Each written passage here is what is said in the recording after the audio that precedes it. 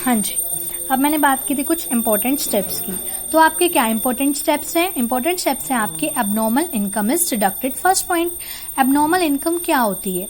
Abnormal income ऐसी income जो आपके बिजनेस से रिलेटेड ही नहीं है। मान लो आपका बिजनेस शुगर का है, लेकिन आपको कोई लॉटरी लग जाती है किसी भी चीज से, आप किसी गेम में खेलने गए, आपकी लॉटरी लग गई, क्या वो आपकी बिजनेस से रिलेटेड इनकम है? नहीं। तो आपकी ये कौन सी इनकम है? एबनॉर्मल इनकम, क्योंकि ये लॉटरी या कुछ भी कोई ऐसे बिजनेस से अलग आपको कोई जो इनकम होती है वो क्या होती है? एबनॉर्मल इनकम, और आपको इसको लेस करना है। ठीक है, अब मान लो आपको बहुत सारे साल के प्रॉफिट्स गिवन है, मान लो 4 साल की आपको प्रॉफिट्स गिवन है, ठीक है ना। फिर उसके बाद 4 साल के प्रॉफिट आपको गिवन है, उसने बोला कि किसी एक साल में उसने बोल दिया कि 4,000 रुपए की अब नॉर्मल इनकम है आपको, तो आपने उसी साल में से उसको लेस करना है, बाकियों में से नहीं करना है। ठीक है, इतनी बात। अब देखो, एबनॉर्मल इनकम तो कुछ भी हो सकती है। अब जैसे मैंने लॉटरी का एग्जांपल लिया, हम ये भी ले सकते हैं, मान लो मैंने अपनी बाइक बेची और मेरे को उससे पैसा मिला, वो भी तो मेरी एबनॉर्मल इनकम ही है। क्या वो मेरे बिजनेस से रिलेटेड है? नहीं ना, तो इसलिए वो भी मेरी एबनॉर्मल इनकम है। सेकेंड पॉइंट, एबनॉर्मल लॉस को ऐड करना है। मेन बात याद रखना, देखो वैसे हम सिंपली क्या करते हैं, लॉस को लेस करते हैं और प्रॉफिट्स को ऐड करते हैं। यहाँ पर थोड़ा उल्टा है, अगर आपको इससे भी समझ आता है तो आप इससे भी याद रख सकते हो इसे। ठीक है, तो जो एबनॉर्मल लॉस है, पहले हमें पता होना चाहिए एबनॉर्मल लॉस होता क्या है। क्या होता है एबनॉर्मल लॉस? जैसे कि लॉस बाय फायर, क्या हम चाहते हैं ऐसा हो? कुछ नहीं ना। ऐसे ही लॉस बाय थेफ्ट, कुछ भी हो सकता है। ठीक है ना, तो ये सब हमारे क्या होंगे? एबनॉर्मल लॉस, तो हमें इनको ऐड करना है। ठीक है, अब ऐसे ही जो अगर हमें कोई भी इनकम हो इन्वेस्टमेंट से, तो वो भी हमें क्या करनी है? लेस करनी है। इन्वेस्टमेंट से इनकम, मान लो सबसे पहले इन्वेस्टमेंट्स क्या होती हैं? इन्वेस्टमेंट्स होती हैं वो, जैसे कि मान लो मेरा एक बिजनेस है, मैंने किसी और बिजनेस में इन्वेस्ट किया हुआ है, मैंने पैसे लगाए हुए हैं किसी और बिजनेस में, ठीक है ना, वो मेरी इन्वेस्टमेंट है। अब मान लो उस बिजनेस से मेरे को कोई प्रॉफिट हो रहा है, ठीक है ना, कोई इनकम आ रही मेरे को वहां से, क्योंकि मैंने उनके शेयर खरीदे, क्योंकि मैंने वहां पैसा लगाया हुआ है, तो मैं अभी तो कुछ चाहूंगी कि हाँ इन रिटर्न मेरे को भी कुछ मिले। तो वहां से मेरे को अगर कोई इनकम होती है तो वो भी मैं क्या करूंगी? लेस करूंगी। क्यों? क्योंकि वो मेरे बिजनेस से रिलेटेड नहीं है, वो तो मैंने एक सिंपली लगा दिए पैसे भी, हाँ मेरे को कभी अगर जरूरत पड़े तो मैं यूज कर लूंगी, लेकिन वो मेरी सिंपली बिजनेस से रिलेटेड इनकम नहीं है। तो हम इसको गुडविल की वैल्यूएशन में इन 3 पॉइंट्स को आपको दिमाग में रखना है कि एबनॉर्मल इनकम है तो लेस करेंगे, एबनॉर्मल लॉस है तो ऐड करेंगे, और इनकम फ्रॉम इन्वेस्टमेंट है तो लेस करेंगे। क्लियर है इतनी बात? ये नोट भी कर लेना। अब देखो एक एग्जाम्पल करते हैं हम, ठीक है। ये देखो, calculate goodwill at 3 years purchase of the average profits of last 5 years 2011, 12, 13, 14, 15। आपको ना 5 years के प्रॉफिट गिवन है, ठीक है ना। ये देखो 2011 के, 12 के, 13 के, 14 के और 15 के। क्लियर है इतनी बात? ये प्रॉफिट्स इनके नीचे लिखे हुए हैं 50,000, और ये देखो ये ब्रैकेट में भी मैंने शो किया और इसके नीचे लॉस भी लिखा है, मैंने वही बताया था तुम्हें, ठीक है ना। और इसके प्रॉफिट है, ये भी प्रॉफिट है और ये भी प्रॉफिट है। तो हमने क्या करना है? इन 5 को ऐड करना है। नो, इन 4 को ऐड करना है, और ये जो सेकेंड वाला है इसको लेस करना है, क्योंकि ये लॉस है। तो यही करा हुआ है, 50,000 minus 20,000 plus 10,000 plus 60,000 plus 80,000। Clear है? ऐड किया, क्या आया आंसर टोटल प्रॉफिट्स का? 1,80,000। एवरेज प्रॉफिट निकालने का फॉर्मूला क्या होता है? Total profits divided by number of years. ठीक है, टोटल प्रॉफिट कितना निकला है? 1,80,000 divide by number of years. Number of years कितने हैं? 1, 2, 3, 4, 5 ईयर्स है ना, तो 5 लेने हैं अपॉन में, तो इसको आपको करके क्या आया? 36,000। ठीक है, हमें क्या निकालनी है? गुडविल निकालनी है हमें। तो गुडविल का फॉर्मूला क्या था? Average profit multiply by number of year purchased. तो एवरेज प्रॉफिट कितने निकाले हमने अभी? 36,000 multiply by number of year purchase. Number of year purchase कहाँ गिवन है? ये देखो क्वेश्चन में गिवन है, मैंने बताया था कि क्वेश्चन में ही आपको गिवन होंगे। तो मल्टीप्लाई बाय हम 3 करेंगे और आपकी गुडविल की वैल्यू आ जाएगी। क्लियर है इतनी बात? हाँ जी, ठीक है, आगे देखते हैं। ये देखो जरा 4th इलस्ट्रेशन, इसको नोट कर लो, और इस क्वेश्चन को जैसे मैं कराऊंगी वैसे करना, बुक से मत करना, ठीक है। प्लीज इसे नोट कर लेना या इसका स्क्रीनशॉट ले लेना, फिर बाद में से नोट कर लेना, ठीक है। पता लग गया इस क्वेश्चन का आपको? प्लीज़ जल्दी से स्क्रीनशॉट ले लो, तभी ये समझ आएगा, अदरवाइज समझ नहीं आएगा। ठीक है, हाँ जी। अब मैं आपको ये क्वेश्चन करके दिखाऊंगी। क्लियर है बात? देखो, आपको ना इसमें ऐसे करना है, हमें ना इसमें देखो 13, 14 और 15 के प्रॉफिट्स गिवन है, तो मैं वही बना लूंगी अपना। ठीक है ना, 2013 लिखा मैंने, 2014 लिखा और 2015 लिखा। 3 साल थे, 3 ही लिख दिए। क्लियर है ना बात? फिर मैं यहाँ लिख रही हूँ प्रॉफिट्स। ठीक है ना, कि मेरे को प्रॉफिट्स नोट करने हैं। अब देखो 2013 के कितने प्रॉफिट्स गिवन है? 40,000। ठीक है, तो मैं यहाँ पे लिख दूंगी कि 40,000 मेरे को गिवन है। अब देखो 2014 के मेरे को कितने गिवन है? 50,000, तो मैं 50,000 लिखूंगी। ठीक है ना, अब देखो 2015 के कितने गिवन है? 45,000, तो मैं यहाँ पे 45 लिखूंगी। ठीक है, ये हमें प्रॉफिट्स गिवन थे 40,000, 50,000 और 45,000। क्लियर है इतनी बात? ठीक है, अभी मैंने ना ये ब्रैकेट वाला पढ़ा नहीं है, जस्ट मैंने अभी जो चीज अभी मैंने सिर्फ प्रॉफिट्स नोट डाउन करे हैं, अभी ये स्टेप नहीं करा है। ठीक है, अभी समझाती हूँ ये क्या है। आगे पढ़ते हैं, पहले हम क्वेश्चन को देखो, एक बार क्वेश्चन रीड कर लेते हैं। मीना परचेज सिमीज बिजनेस, मीना ने सिमी का बिजनेस परचेज किया वगैरह वगैरह। द प्रॉफिट्स हमें गिवन है लास्ट 3 ईयर्स के, 3 साल के हमें प्रॉफिट्स गिवन है। ठीक है ना, 2013 के 40,000 है। देखो आगे इसमें क्या लिखा हुआ है? Including N abnormal gain of ₹5,000। यहाँ पे क्या है? Abnormal gain means abnormal profit. तो क्या करेंगे? इसको लेस करेंगे, because abnormal profit is a lottery. तो आप इसको ऐसे याद रख सकते हो, तो इसको आपको लेस करना है 5,000। ठीक है, ऐसे ही 50,000 में क्या लिखा हुआ है? After charging N abnormal loss of ₹10,000। ठीक है ना, एबनॉर्मल लॉस है, तो एबनॉर्मल लॉस को मैंने क्या बताया था?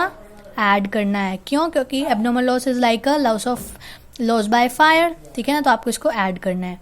ये 2 चीजें समझ आई, हम ये 2 चीजें करते हैं। और ये किस साल में करनी है?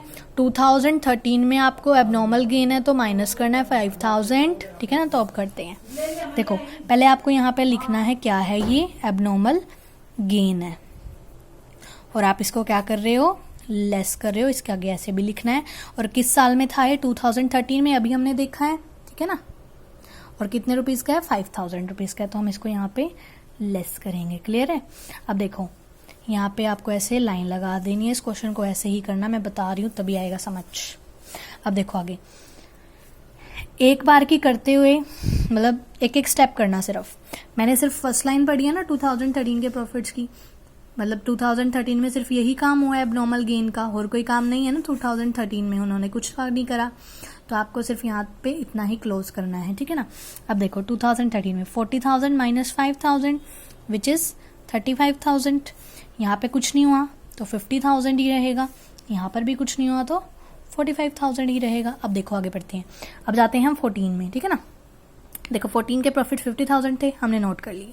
उसके बाद इन्होंने क्या बोला? After charging N abnormal loss. Abnormal loss है और है कितने का? 10,000 रुपीज का। तो इसको क्या करेंगे? हम ऐड करेंगे, तो हम यहाँ पर लिख देंगे। ठीक है ना, ऐड एबनॉर्मल लॉस।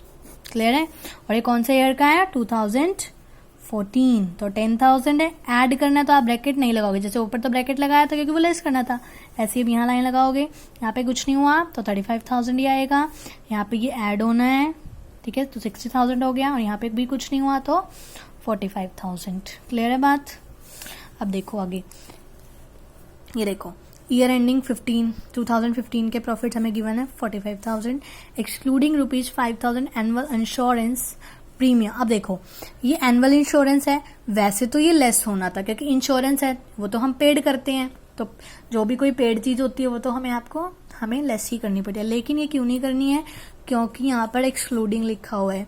अगर ये इसमें इंक्लूड ही नहीं है तो आप इसको कैसे लेस कर दोगे? मतलब ये ऑलरेडी लेस है, तो आप इसको डबल इफेक्ट थोड़ा ना पाओगे, तो इसलिए आपको इसका कुछ भी नहीं करना। कई बार ऐसी कंफ्यूजन वाली चीजें आती हैं पेपर में। ठीक है ना, तो मतलब मेरा तो काम हो गया, तो मेरे को क्या निकालना है? Total profits. अब मैं यहाँ पे ऐसे टोटल प्रॉफिट्स कर लूंगी। ठीक है ना, तो टोटल प्रॉफिट्स कैसे निकलेंगे?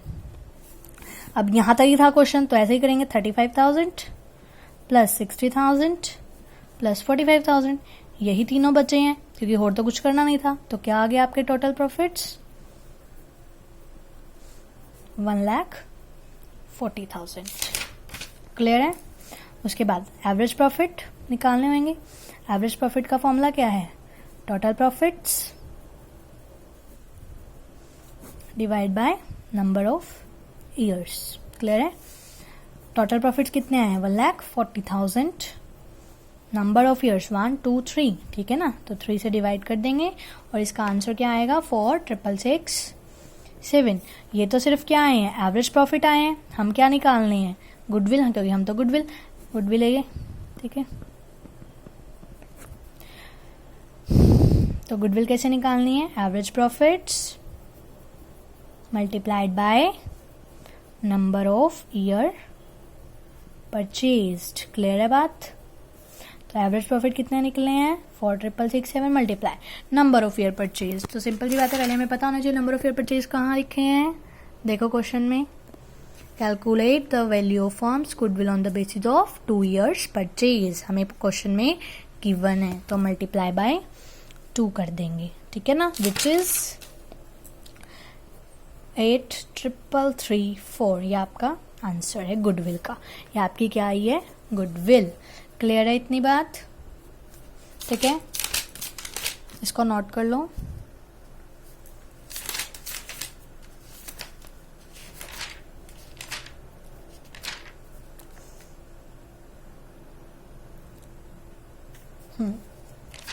नेक्स्ट क्वेश्चन करते हैं।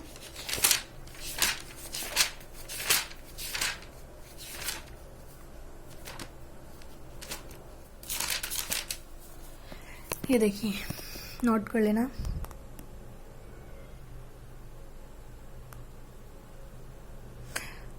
A and B are partners in a firm sharing profit and loss in the ratio of 2:1। A और B दो पार्टनर्स हैं और उनका शेयर कितना है? 2:1, मतलब ratio. They decided to take C into partnership for 1/5 share. उन्होंने डिसाइड किया कि हम C को पार्टनरशिप में लेंगे, मतलब कि एडमिट करेंगे, ठीक है ना, और कितने शेयर के लिए? 1/5 शेयर के लिए। For this purpose goodwill is to be valued at 80% of the average. देखो, जो ये 80% ऑफ द एवरेज लिखा हो ना, ये आपके नंबर ऑफ ईयर परचेज ही है। 80% मतलब कि 80 डिवाइडेड बाय 100% है ना उसके साथ, of the previous 3 or 4 years which ever is higher. अब ये मेन बात है इसमें। देखो, उन्होंने क्या बोला है कि आपको एवरेज प्रॉफिट इस तरीके से निकालने हैं, आप या तो आप 3 साल लो और या आप 4 साल लो।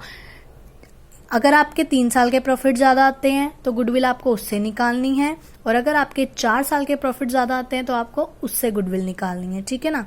अब क्वेश्चन आपने देख ही लिया होगा, ठीक है। अब हम आगे करते हैं। और जो ये इसमें रेशियो गिवन है ना, वो ये मेन नहीं है आपको, क्योंकि गुडविल की वैल्यूएशन में हमारी रेशियो का कोई भी काम नहीं है। क्लियर है? अब आगे देखो ये क्वेश्चन। देखो, हमें ना 2014, 15, 16 और 17 के प्रॉफिट्स गिवन है। उसने क्या बोला है कि आपको 3 years के लेने हैं और 4 years के लेने हैं। भाई जिसके ज्यादा है तो हमें तो पहले दोनों के निकालने पड़ेंगे, क्योंकि हमें पता थोड़ा ना है कि कौन से ज्यादा आएंगे। तो देखो, और ये 3 कैसे लेने हैं? ऊपर से नहीं लेने 14, 15 और 16, नो, नीचे से लेने हैं 17, 16 और 15। हो गए 3, 1 2 3। तो आपको कौन कौन से लेने हैं? 2015, 2016, 2017, ठीक है ना। 2015 के प्रॉफिट्स कितने हैं? देखो 80,000, 16 के 76,000 और 17 के 1,20,000, ठीक है ना। और मैंने इनका टोटल कर लिया है, टोटल इनका आपका आएगा 2,76,000, ठीक है ना। ये मेरे मतलब टोटल प्रॉफिट्स हो गए, यही बोल सकती हूँ इन्हें मैं। अब मेरे को तो एवरेज प्रॉफिट से लेना है। अगर एवरेज प्रॉफिट इसके ज्यादा है तो इससे गुडविल निकलेगी, अगर उसके ज्यादा है तो उससे गुडविल निकलेगी। तो पहले मेरे को एवरेज प्रॉफिट निकालने पड़ेंगे, जो कैसे निकलेंगे? 2,76,000 मतलब कि टोटल प्रॉफिट अपॉन में नंबर ऑफ ईयर्स। यहाँ पे नंबर ऑफ ईयर्स कितने हैं? 1 2 3, तो डिवाइडेड बाय 3 कितना निकलेगा? ये ₹92,000, ठीक है। अब हम चलते हैं 4 years में। अब 4 years की बात है तो ये 4 साल ही गिवन है, ठीक है ना। 14, 15, 16, 17, तो 4 में तो कोई पंगा ही नहीं है, सीधा लिखेंगे 2014, 2015, 2016, 2017, ठीक है ना। 16 के कितने हैं 98,000, 98 है ये, ठीक है। और 15 के 80,000, 76,000 और 1,20,000, ठीक है ना। फिर अभी क्या निकाल रहे हैं हम, टोटल प्रॉफिट्स, ठीक है ना। देखो तो ये आपके कितने आए हैं 3,74,000।